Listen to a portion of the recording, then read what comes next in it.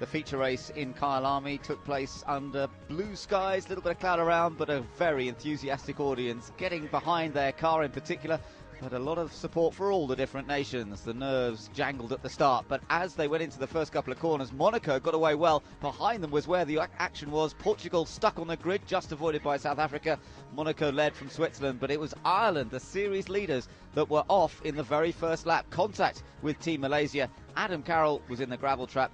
No points to Team Ireland in the feature race. He came back into the pits to explain what had gone wrong. Meanwhile, Malaysia attacking New Zealand for third, made contact. That put old Bamber out of the race. Malaysia wouldn't last a great deal longer. And at the same time, at the same corner, there was also an incident between Mexico and France, which took those two cars out of the race as well.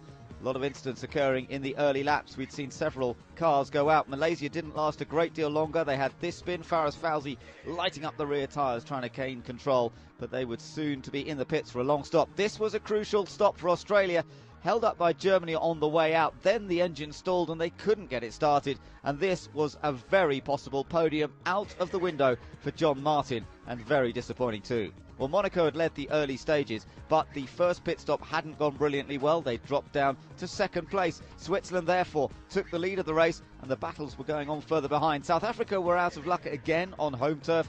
Adrian Zhao coasting into the pits and into early retirement.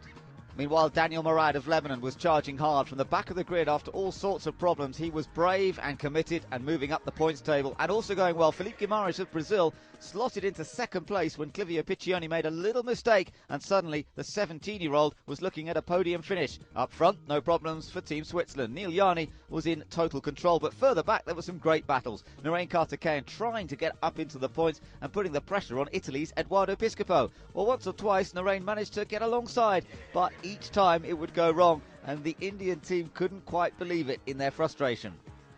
At the Brazil pit, there were worries, fuel pressure concerns for Felipe Guimarães. Up front, no such worries for Neil Yarni. He came through to record victory for Switzerland, and that has put the Swiss team at the top of the points table. Second place did go to Brazil just about in the end as Monaco closed up towards the flag. We had two new faces on the podium, but Switzerland win.